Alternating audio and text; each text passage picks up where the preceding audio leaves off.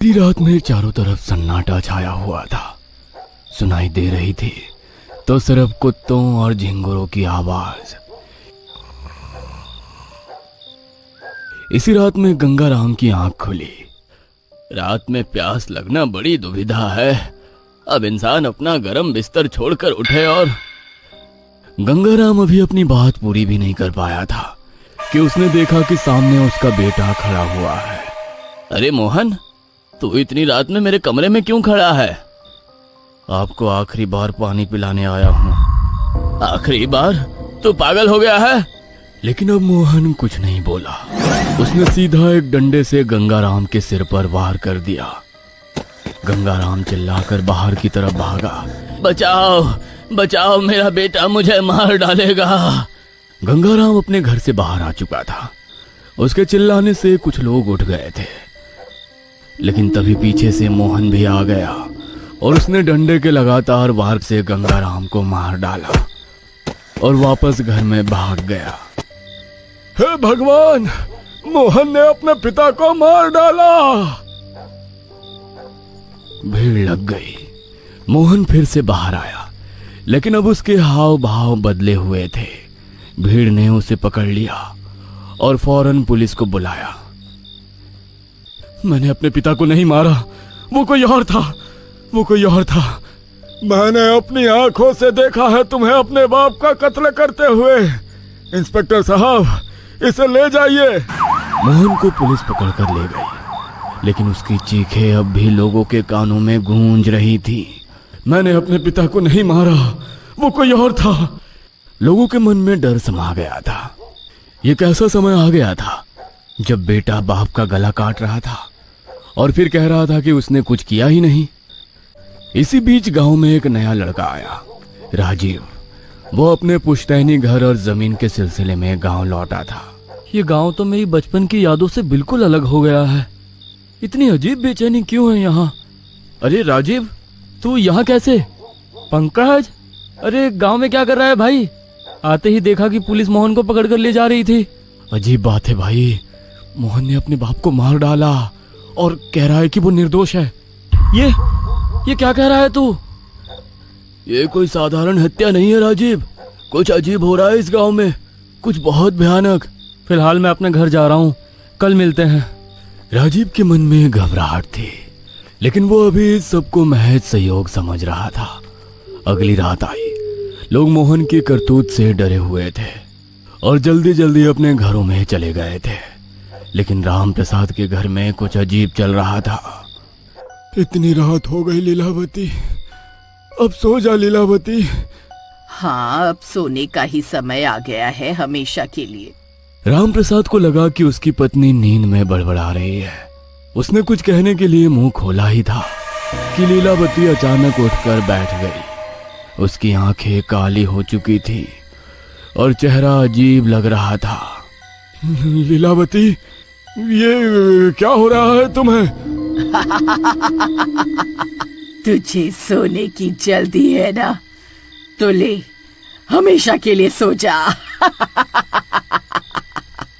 ये कहते ही उसने पास रखा तकिया का कवर निकाला और बिजली की तेजी से उसे राम प्रसाद के गले में डाल दिया। राम प्रसाद चीखना चाहता था, लेकिन लीलावती की पकड़ इतनी मजबूत थी कि आवाज नहीं निकल पाई। कुछ ही सेकंड्स में राम प्रसाद की आंखें फटी रह गई, शरीर निठाल हो गया और वो हमेशा के लिए शांत हो गया। लीलावती की हंसी पूरे घर में गूंज उठी। ये कौन हंस रहा है? बाहर जाकर देखना पड़ेगा। राजीव बाहर आया तो राम प्रसाद के घर के बाहर पहले से ही भीड़ लगी हुई थी। राम प्रसाद की लाश देखकर हर कोई सहम गया था, पर सबसे ज्यादा डरावनी बात यह थी कि लीलावती अब रो रही थी। ये क्या कर दिया तूने लीलावती? मुझे नहीं पता, मैं तो कुछ काम से बाहर गई थी। जब वापस आई तो ये हो गया था। झूठ! अरे तुम्हारे हंसने की आवाज मेरे घर तक आ रही थी। पुलिस फिर से बुलाई गई और लीलावती को भी गिरफ्तार कर लिया गया। 2 खून हो चुके थे, पहले गंगाराम, फिर राम प्रसाद। लोग सदमे में थे, किसी को कुछ समझ में नहीं आ रहा था। क्या ये सिर्फ हत्याएं थी या सच में कोई अज्ञात शक्ति गांव में कहर बरपा रही थी? इसी बीच गांव का सबसे बुजुर्ग आदमी, जो अपनी उम्र के चलते अब ज्यादा बाहर नहीं निकलता था, चौपाल पर आ बैठा। ये छलावा का काम है। छलावा? हाँ, छलावा, जो किसी के रूप में आ सकता है, अपने शिकार की पहचान ले सकता है, और जब तक वो अपना काम पूरा ना कर ले तब तक उसका कोई कुछ नहीं बिगाड़ सकता। लेकिन कोई अपने खून के रिश्ते को क्यों मारेगा? यही तो छलावे की ताकत होती है। ये तुम्हें दिखेगा तुम्हारे अपने जैसा, बोलेगा तुम्हारे अपने जैसा, लेकिन असल में वो तुम्हारा अपना होगा ही नहीं। राजीव, जो खुद पुलिस वाला था, तर्क देते हुए बोला, ये सब अंधविश्वास है। छलावा वलावा कुछ नहीं होता। मैं पुलिस वाला हूँ, मैं पता लगाऊंगा कि असली गुनहगार कौन है। बूढ़ा हंसता हुआ अपने घर में चला गया। रात का तीसरा पहर था। पंकज अपने घर में सोया हुआ था। अचानक दरवाजे पर दस्तक हुई। कौन है इतनी रात को? कोई जवाब नहीं आया, लेकिन दस्तक जारी रही। पंकज उठकर दरवाजे की तरफ बढ़ा, और जैसे ही उसने दरवाजा खोला, उसके सामने श्यामलाल खड़ा था, लेकिन उसकी आंखें असामान्य रूप से लाल थीं। श्यामलाल, इतनी रात को यहाँ? पंकज, तेरा वक्त पूरा हो गया। ये कहते ही उसने पास रखा लोहे का सरिया उठाया और झटके से पंकज के सिर पे दे मारा। पंकज की दर्द भरी चीख पूरे गांव में गूंज उठी। जब लोग दौड़ते हुए उसके घर पहुंचे, तब तक वो मर चुका था। गांव में फिर से दहशत छा गई। अब ये पूरी तरह साफ हो चुका था कि ये कोई सामान्य घटनाएं नहीं थी। इस गांव के लोगों को क्या हो गया है? मैंने कहा था ना, तब मेरी बात किसी ने नहीं सुनी। पंकज की मौत के बाद गांव में कोई भी बाहर निकलने की हिम्मत नहीं कर रहा था, लेकिन इस डर के बावजूद अगले ही रात एक और हत्या हो गई। प्रीतम अपने घर में आराम से चारपाई पर लेटा था।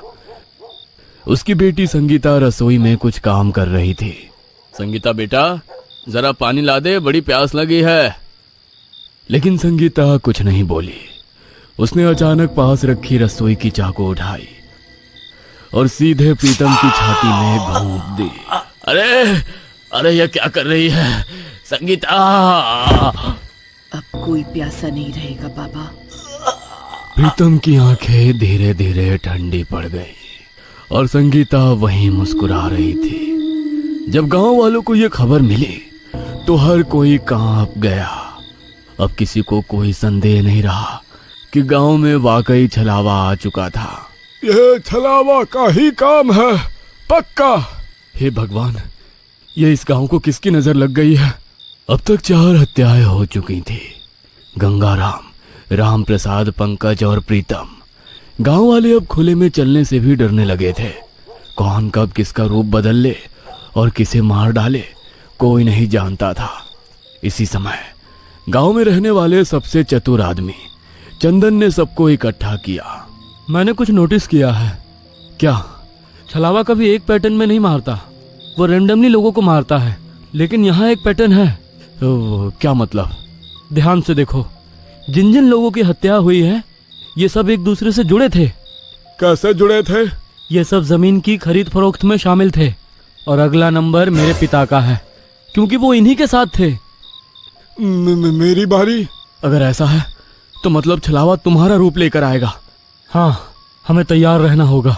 गांव में अब हर कोई दहशत में था।